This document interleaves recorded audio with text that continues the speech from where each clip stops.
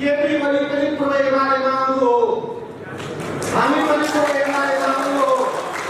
यो भ्रम पारे हुन्छ कि हामी केपी ओलीमा गएको समाई हुने होइन, किनभने केपी ओलीले दावा गरेका थिए यो नेकपाको प्रथम अध्यक्ष म हुँ, प्रथम अध्यक्ष संविधानमा लेखेको कहीँ लेखेको छैन प्रथम अध्यक्षमा।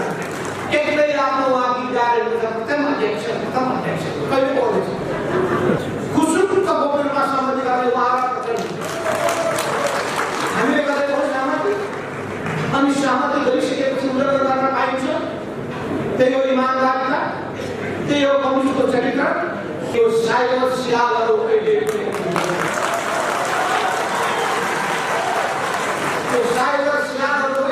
बाँचिरहेका छन्।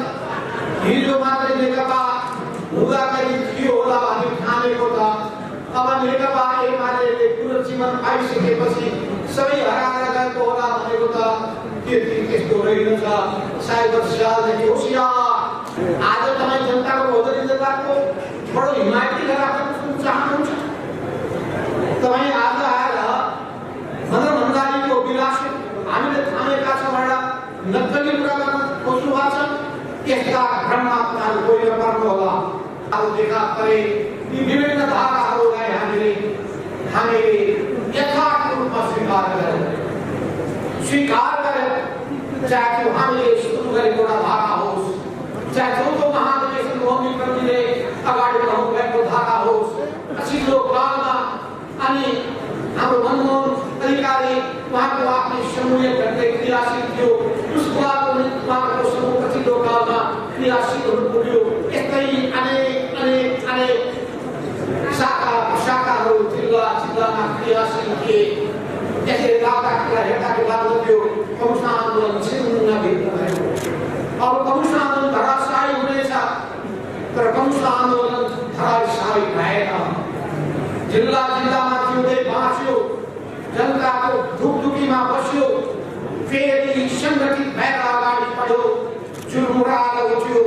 मसुदै भन्नु भए जस्तै हामी तल भुइँमा पछाडिएपछि धुलो टक्टक्याउँदै फेरि उभिएर अगाडि बढ्ने जमर्को गऱ्यौँ, चुनौतीको सामना गऱ्यौँ, सफलताको शिखरमा पुगिन्छौँ। त्यसोबारे कमेन्टहरू यो स्थिति आज किन उत्पन्न भएको छ तपाईँ हाम्रो घरमा फेरि प्रश्न यो स्थिति उत्पन्न हुनुमा अरू कोही होइन।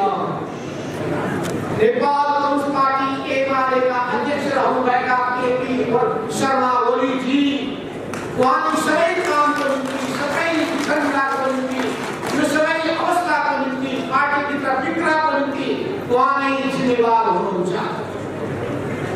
कि हुनुहुन्न? यसको निम्ति हामीले तथ्य र प्रमाण चाहिन्छ भने एक बारी तथ्य र एक बारी प्रमाण आउँछ। पुरानो इतिहासको कुरा गर्ने हो भने राधाकृष्णलाई चिन्ने वाले 2 घण्टा व्याख्या गर्न सक्नुहुन्छ।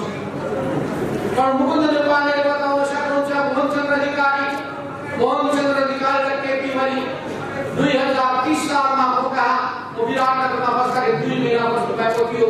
मैले उत्तर जिल्लामा लगेपछि त्यसलाई गिरफ्तार गरेर जिल्लामा उहाँले बताउन सक्नुहुन्छ। अझै भन्नुहुन्छ भने मुकुन्द नेपालले झापा आन्दोलनमा लागिएको योद्धा त्यहाँबाट पुरानो आउनुभयो र पहिलो मेरो भेट भएका पुराना योद्धामध्ये मुकुन्द नेपालले हुनुहुन्छ। उहाँले अहिले यहाँ पश्चिम बङ्गालको सर्वमण्डलेश खरेल धनेन्द्र बस्नेत झापा आन्दोलनका योद्धाहरू उहाँले भन्न सक्नुहुन्छ। जेलमा बस्ने भएका, जेलमा सँगसँगै बस्नुभएका योद्धाहरूले सेन्ट्रल जेल होस् या अर्को जेल बस्ने योद्धाहरूले भन्न सक्नुहुन्छ। ती विषयमा म जान्न चाहन्छु। उहाँको चिन्तन कस्तो छ, उहाँको व्यवहार कस्तो छ, उहाँको कार्यशैली कस्तो छ, कस्तो रहँदै आएको छ, यस बारेमा पर्याप्त अनुभव सुनाउने योद्धाहरू हाम्रो सामु हुनुहुन्छ। त्यसबारे म त्यति लामो समय दिन चाहन्छु, किन हामी सबैलाई आज समय जहिले पनि थोरै हुनुभएछ, जिज्ञासा जहिले पनि धेरै हुनुभएछ। तर हामीले 2 दिनमा यो राष्ट्रिय भेलालाई सम्पन्न गर्न पाएछ। त्यत्रो ठुलो उपलब्धि छ। त्यसलाई व्यवस्थापन गर्ने कुरा सजिलो छैन। यी यस्ता व्यवस्थापनमा जुटेका सम्पूर्ण स्वयंसेवक र सबै कमरेडलाई धन्यवाद दिन चाहन्छु। तपाईले ठाउँको व्यवस्थापन गर्नुभयो, राम्रो ढङ्गले सञ्चालन वातावरण बनाइदिनु भएको छ र हामी आज कतिपयले एउटा सम्भावित छैन भनिरहेका थिए, कतिपय सूचना पनि फेक सूचना दाखिल रहेका थिए। त्यो पनि योगेश भट्टराईको हस्ताक्षरको नक्कली कागज टाँसेर के भनेका थिए भने कि अहिले 4 र 5 गतेको भेला स्थगित गरिदिनु छ। म आफै पनि हेरेँ, होइन यो के पो आएछ, उहाँको नाम सही भएको कागज सही असली हो कि त्यसलाई फोटोकपी गरेर अर्कोले टाँसेर आफ्नो समाचार बाहिर सम्प्रेषण गरिएको रहेछ। त्यसैले मान्छेले भनेका रहेनछन्, त्यसै भनेका रहेनछन् कि यो साइबर स्यालहरू अहिले साइबर स्यालहरू अहिले पनि बाँचिरहेका छन्। हिजो मात्रै नेकपा हुँदाखेरि थियो होला भन्ने ठानेको त अब नेकपा एमाले पुनर्जीवन पाइसकेपछि सबै हराएर गएको होला भनेको त त्यस्तो रहेनछ। साइबर स्यालदेखि होसियार, भोलि फेरि यस्ता सूचनाहरू जानेछन्, यस्तै गलत सूचनाहरू सम्प्रेषण गरिनेछन्, समाचारहरू आउनेछन् अनि त्यसपछि तपाईँहरूलाई अलमलमा पार्नेछ। कुनै किसिमको अलमलमा पर्नुपर्ने आवश्यकता छैन। अनि उनीहरूले भन्नेछन् यिनै नेताहरू आपसमा लड्न थाले, भारतीय समाचार त्यो लानेछन्। त्यस्ता कुनै पनि भ्रमपूर्ण समाचारमा तपाईँहरू नपढ्नु होला, किन यो लडाईँ पदको लडाईँ होइन, यो सिद्धान्तको लडाईँ हो, यो नीतिको लडाईँ हो, यो विधिको लडाईँ हो, यो पार्टी निर्माणसँग जोडिएको लडाईँ हो। कस्तो पार्टी निर्माण गर्ने विषयसँग जोडिएको लडाईँ हो, त्यस हुनाले विचारसँग जोडिएको छ, उद्देश्यसँग जोडिएको छ, लक्ष्यसँग जोडिएको छ, यो इमानदारितासँग जोडिएको छ, यो आन्दोलन व्यक्तिको निष्ठासँग पनि जोडिएको छ। यी सबैसँग जोडिएको हुनाले यसको अग्नि परीक्षा हुनेछ। त्यो अग्नि परीक्षामा हामी उत्तीर्ण हुन तयार छौँ। अरूलाई पनि चुनौती दिन्छौँ। यदि कम्युनिस्ट आन्दोलन अगाडि बढाउन चाहनुहुन्छ भने बताउनुहोस् कम्युनिस्ट आन्दोलन कसरी अगाडि बढ्छ। पहिलेको सन्दर्भको धेरै चर्चा गर्न चाहन्छु। 2071 सालमा केपी ओलीजी यो पार्टीको अध्यक्ष हुने दुर्भाग्य हो भनेर हामीले बोल्न अहिले पनि भन्नुहुन्छ। उहाँ अध्यक्षमा निर्वाचित हुने दुर्भाग्यपूर्ण भयो र यो कम्युनिस्ट आन्दोलनको रातो लागेर नेकपा एमालेको अब सामुमा सङ्कटै सङ्कट अब निम्तिने भयो भने धेरै लगाएको थालिसकेको छ। तर सबैले थाहा छ त्यतिखेर हामीले कति लडेका थियौँ पार्टीभित्र। यही हामी सबै स्थायी कमिटीका सदस्यज्यूका साक्षी छौँ। बैठक बोलाउनका लागि हामीले उहाँसँग आग्रह गर्नुपर्ने, बैठक बोलाइदिनु पर्यो भनेर हामीले उहाँलाई अनुनय विनय गर्नुपर्ने, त्यस्तो खालको अवस्था त्यतिखेर विद्यमान। त्यसको निम्ति कतिचोटि हामीले चिठीहरू लेख्यौँ, के फरक दर्ज गऱ्यौँ, ती दस्तावेजहरूको बारेमा व्याख्या गर्न धेरै समय लाग्नेछ।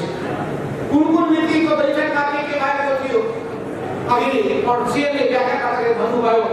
त्यसैले त्यतिखेर पनि उहाँले कति पूर्वाग्रह राख्नुहुन्थ्यो, टिकट वितरणमा पूर्वाग्रह राख्नुहुन्थ्यो, नियुक्तिमा पूर्वाग्रह राख्नुहुन्थ्यो, कार्य विभाजनमा पूर्वाग्रह राख्नुहुन्थ्यो, कामको जिम्मेवारी नियुक्तिमा पूर्वाग्रह राख्नुहुन्थ्यो। त्यस हुनाले हाम्रो एकता बडो बलियो छ, किनभने सबैको पीडा व्यथा वेदना समान छ। मारुनी खानेदेखि लिएर विरोधको विवादको श्रृङ्खला लामो छ। म ती सबैको बारेमा धेरै व्याख्या गर्न चाहन्छु।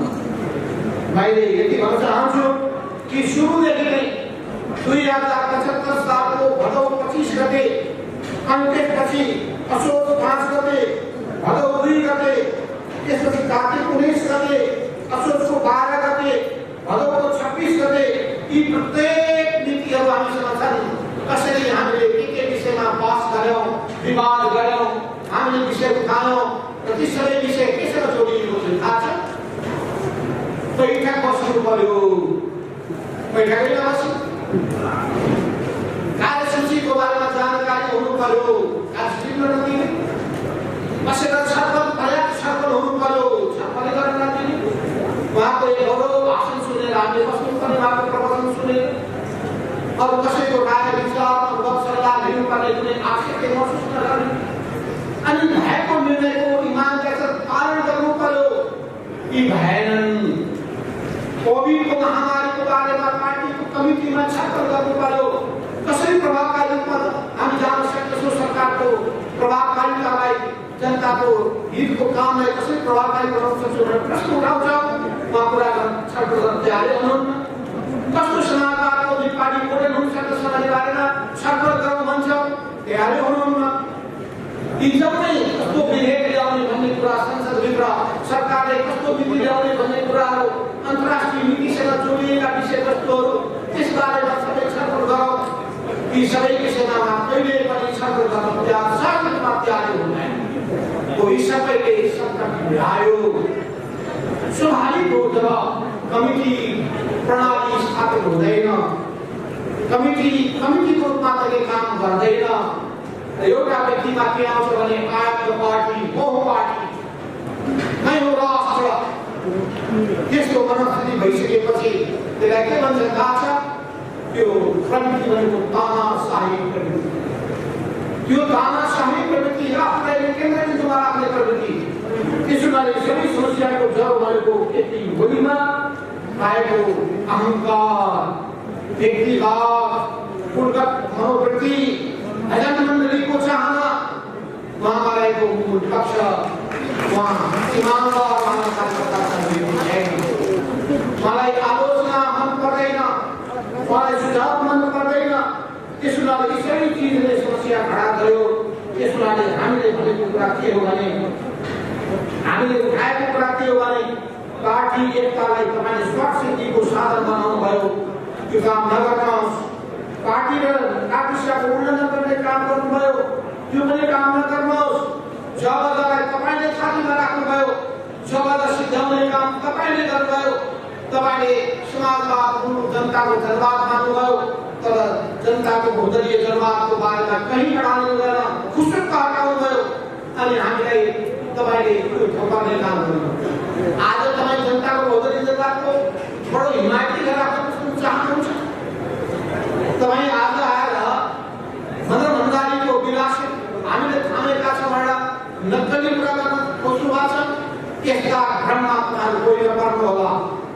त्यसै गरी हामीले भन्यौँ, उहाँले तेस्रो कुरा भनेको विधि पद्धतिको सधैँ उल्लङ्घन गर्नुभयो, संविधान र सिद्धान्तको उल्लङ्घन गर्नुभयो, पार्टीको निर्णय र सहमतिको पालना गर्नु भएर त्यसको उल्लङ्घन गर्नुभयो, सहमतिको सधैँ रटा लगाउने र स्वेच्छाचारी व्यवहार गर्दै आउनुभयो।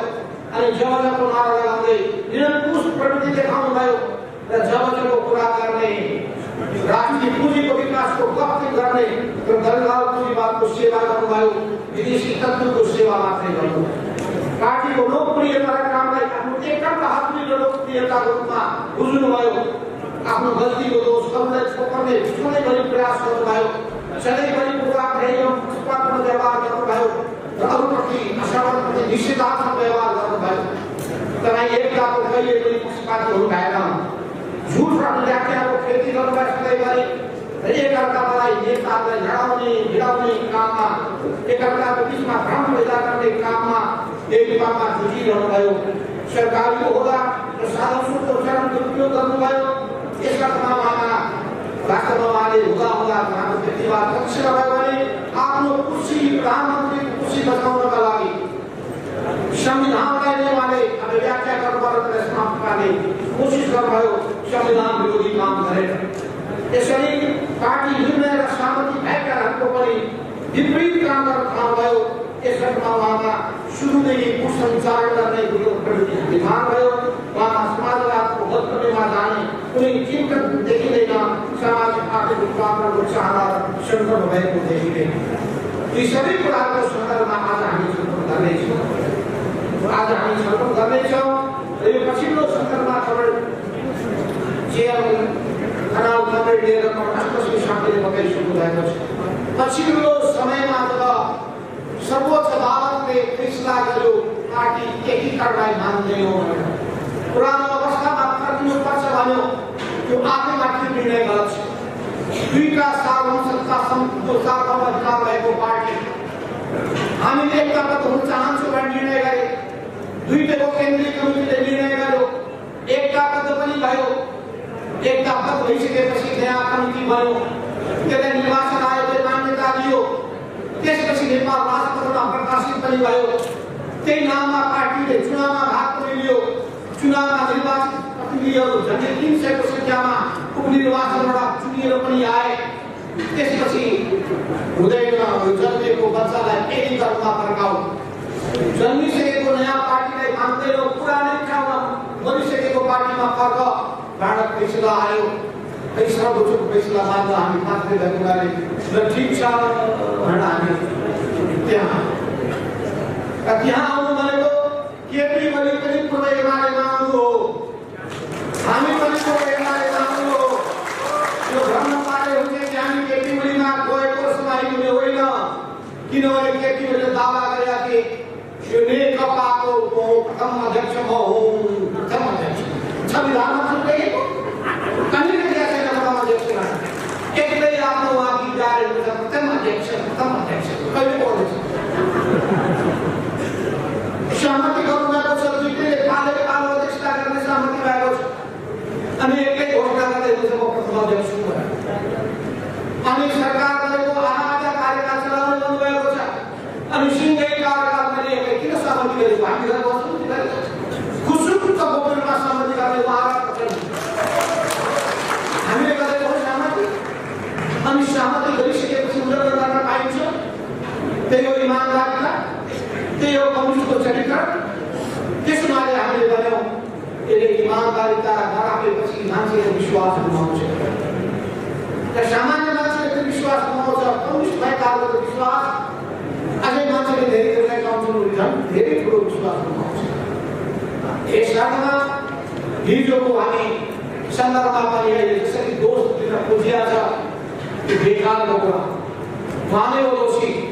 बरु हामीले के भन्नु भन्दाखेरि यो एकीकृत भएको आन्दोलनलाई एकताबद्ध बनाएर लिएर जानुपर्छ। त्यो बेला हामीले कुनै गल्ती गरेका होइन। त्यो बेलामा सहमत भएको विधान अनुसार जाऊ हामीले भन्यौँ विधानको आधारमा पार्टीको आर्थिक प्रतिवेदनको आधारमा अगाडि बढ्नुपर्छ भन्ने कुरा गरेर हामी गल्ती गरेका हौँ। त्यो निर्णय उहाँले पालन गर्नु पर्दैन। त्यो निर्णयको निम्ति उहाँ पालन गर्न बाध्य मान्छे होइन। तर उहाँले के ठान्नुभयो भने म सबैभन्दा माथि हुँ। पार्टीको विधानले के भन्छ?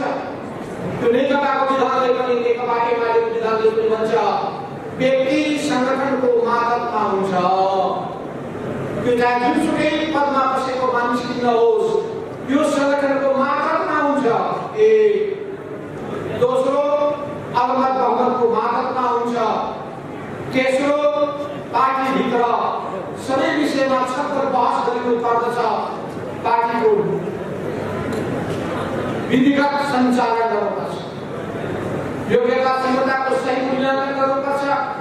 कार्यकर्ताप्रति कुनै भेदभाव गर्न पाइँदैन, आग्रह पूर्वाग्रह राख्न पाइँदैन। यसमा सबैप्रति बडो न्यायोचित व्यवहार हुनुपर्छ। यही हाम्रो मान्यता होइन। यी कुरा गरेर हामीले गल्ती गरेका होइनौँ। उहाँले पार्टीको विगत समयमा पनि पछिल्लो समयमा पनि एकीकरणको काममा अगाडि बढाउनै चाहनु भएन। किनभने यो आन्दोलनमा तहस नहस पार्न अस्तव्यस्त पार्न खोज्नुभएको रहेछ। त्यसमाले खबरहरू आज हामी बसेका छौँ।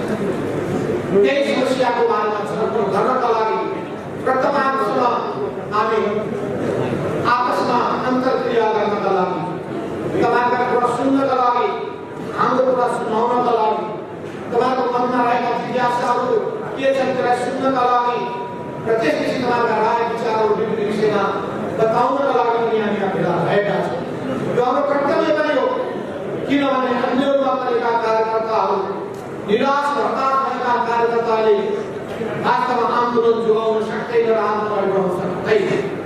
त्यसैले कम्युनिस्ट आन्दोलनलाई जोगाउनका लागि, बचाउनका लागि कार्यकर्तामा उत्साह पैदा गर्नुपर्छ, ऊर्जा पैदा गर्न सक्नुपर्छ, सही र गलत के हो त्यो प्रश्न पार्न सक्नुपर्छ, सबै खालको न्यूनताबाट चिन्ह मुक्त गर्न सक्नुपर्छ।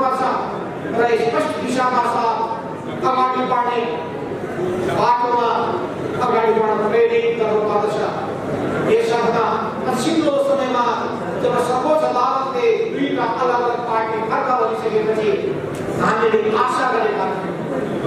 आशा के गरेका थियौँ भने अब नेकपा एमालेको कमिटीको बैठक बस्ला। एउटा खबर पनि आयो, ईश्वर पोखरेल महासचिवको नाममा सचिवालयको बैठक बोलाइएको छ। र तपाईँलाई थाहा छ सचिवालयमा को रहन्छन् भने महासचिव एक, दुईटा उपमहासचिव तीन र पाँचवटा सचिव, 8 जना छन् सचिवालय। तर समस्या के पर्यो भने हाम्रो भोलिजीलाई कि 8 मध्ये 4 फेरि हाम्रो समूहका रहेछन्, हाम्रो विचार समूहका परे, 4वटा केपी ओलीका विचार समूहका परेछन्।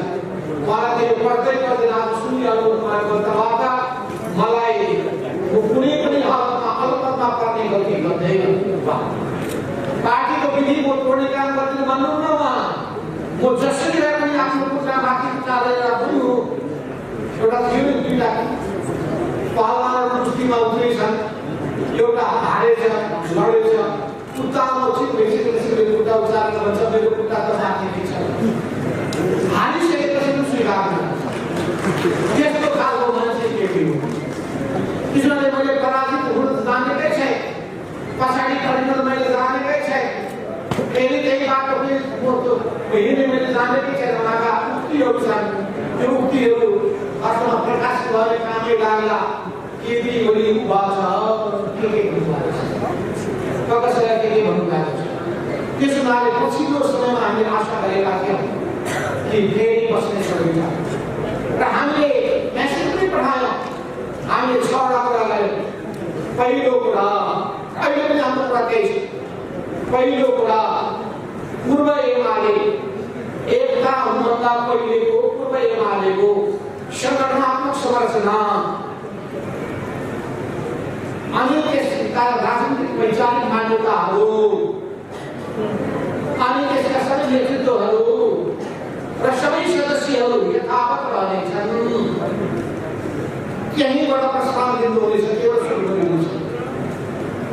दोस्रो हामीले भने अबदेखि पार्टीलाई विधि पद्धतिको आधारमा संगठनात्मक सिद्धान्त मेरो पद बचाइदिनुहोस् न भन्दै थिए कि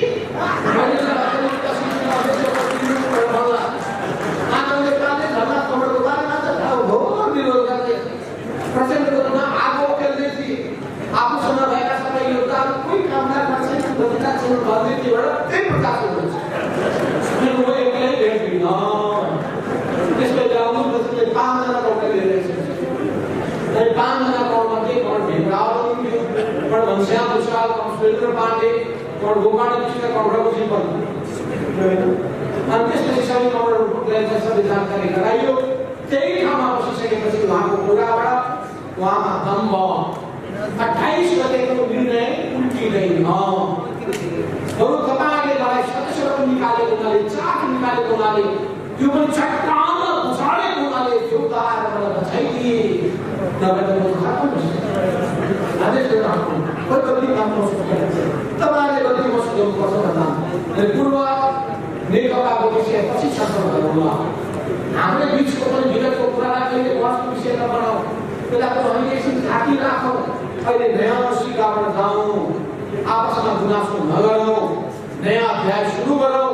हामीले प्रस्ताव र हामीले पहिलो प्रस्ताव दिनु भनेको पुरानो पार्टीलाई यो ठाउँबाट सुरु गरौँ भन्दाखेरि त्यो सुरु हुन सक्दैन। भनेपछि बरु तपाईँहरूले जे गर्नुभएको छ त्यो गल्ती महसुस गर्नुहोस्। मैले जे गरेको छु ठिक गरेको छु भनिसकेपछि अनि त्यसपछि हामी विश्वास राखेको भने केपी ओलीको अहङ्कार दम्भले यो पार्टीलाई छिनभिन्न पार्न खोजिरहेको छ। एकताको ढोका सबै बन्द भइसकेको छ। उहाँले 4 गतेको भेलालाई स्थगित गर्नु भन्नुभयो। हामीले पनि स्थगित गर्छौँ। 4-5 को भेला स्थगित। यदि तपाईँले 28 गतेको केन्द्रीय कमिटी भूमिएको तपाईँको भोटको भेला हो, यो भेलालाई जुन कि नाम अवैधानिक छ, त्यो भेलालाई तपाईँले अवैध घोषणा गर्नुहुन्छ, फिर्ता लिनुहुन्छ, त्यो निर्णयमा पछि हट्नुहुन्छ भने हामी भेला रोक्न तयार छौँ। त्यति पनि भन्यो हामी। अझै हामीले भनेको कति कुरा त प्रश्न पार्नु पर्ने हुन्छ। राम्रै गरेर होइन पहिलो त आदेश गरेको त गरिनु पर्यो। र तपाईको सम्पूर्ण प्रयत्न के हो भने 4-5 गतेको भेला हुन नदिने। 4-5 गतेपछि हामी राष्ट्रिय भेला गर्दैछौँ।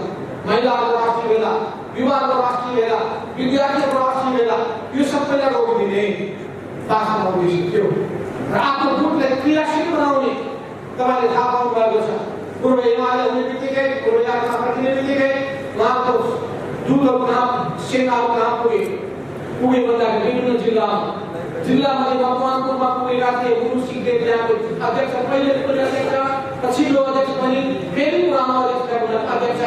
उहाँको साइनबोर्ड निकालिदिए, ताजा भाँचे, कुर्सी भाँचिदिए, त्यहाँ अर्को नाम राखे अध्यक्ष फलानु। त्यस्तै स्थिति भयो सुदूरपश्चिममा। भीमरावको इन्चार्ज हटाइदिए, लेखराज भट्टको इन्चार्जको नाम राखे। अनि हाम्रो जोशीको नाम अध्यक्ष फालिदिए, अनि कर्णथापाको नाम राखेपछि अनि त्यहाँ 100 जनाको जमातको सूची साथै प्रतिवाद गर्नुभयो। प्रतिवाद गरेर 200 मान्छे पुलिसले धारा गरे। अनि फेरि पार्टीमा यो पुरानो साइनबोर्ड फेरि पुगे। यहाँ तेह्रथुममा पुगे। तेह्रथुममा पुगेपछि पार्टी अफिस कब्जा गर्न खोज्दाखेरि त्यहाँका जिल्ला अध्यक्षहरू सारा अफिसमा बस्नुभयो। अफिसमा बसेको 100 जना चाहिँ देखेपछि माथि जाने हिम्मत गरेनन्। यस्तै धेरै जिल्लाहरूको बारेमा यसप्रकार अब तपाईँले रिपोर्ट दिनुहुनेछ, यहाँ छलफलमा राख्नुहुनेछ, हामीलाई जानकारी दिनुहुनेछ कुन जिल्लामा त्यस्तो विडम्बनाहरू हुँदैन। भनेपछि नियम राम्रो देखिएको होइन। त्यसो भए कमरेडहरू, म धेरै सुन्या भनेको चाहन्छु, यति मात्रै भन्न चाहन्छु, अहिले पनि हामी मिलेर अगाडि बढ्न चाहेको छ। त्यसमाथि हाम्रो उद्देश्य के हो भने नेपालको राजनीतिमा अनुष्ठानहरूको जुन हामीले हैसियत प्राप्त गरेका छौँ त्यसलाई जोगाउँ। पहिले पूर्व हिमाललाई बलियो बनाऊ, पूर्व हिमाललाई सुदृढ बनाऊ। र सुदृढ बनाउनका लागि विचार हामीले तय गरेका छौँ। 9 महाधिवेशनको विचार, यसको दस्तावेजको आधारमा अगाडि बढौँ। यो बेलामा पारित गरेका छौँ विधानको मान्यता अनुसार अगाडि बढौँ। अब हामीले आर्थिक क्रान्ति सम्पन्न गरिसकेपछि अब आर्थिक सामाजिक क्रान्ति पुरा गर्ने जुन कार्यभार छ त्यो कार्यभारमा लागि परौँ। र त्यसरी जसरी हामीले पहिले आर्थिक क्रान्ति गर्दाखेरि जुन त्याग, तपस्या, बलिदान, निस्वार्थता, इमानदारीता देखाएका थियौँ, कर्तव्यनिष्ठता देखायौँ, सक्रियता देखायौँ, लक्ष्यता देखायौँ, समर्पण देखायौँ, त्यसको फेरि पनि आवश्यकता छ। देशभक्ति भावनाका आधारमा अगाडि बढ्नुपर्नेछ। हामी राष्ट्रिय स्वाभिमानको झन्डा बुलन्द गर्न चाहन्छौँ, किनभने पुराना योद्धाले संस्थानको सुरुवात चाहिँ राष्ट्रियताको झन्डा बुलन्द गर्नुभयो। नेपाली कमजोर देश अक्षरले स्थापित गर्नुभयो।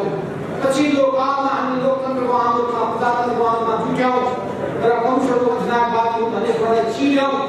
जनताको बहुदलीय जनवादको मूल मर्म मान्यता के थियो भने पार्टीको लोकतान्त्रिकरण गर्ने, समाजको लोकतान्त्रिकरण गर्ने र राज्य व्यवस्थाको लोकतान्त्रिकरण गर्ने, त्यही उद्देश्यको आधारमा लोकतान्त्रिक शक्तिको रूपमा कम्युनिस्ट पार्टीको पहिचान स्थापित गर्यौँ।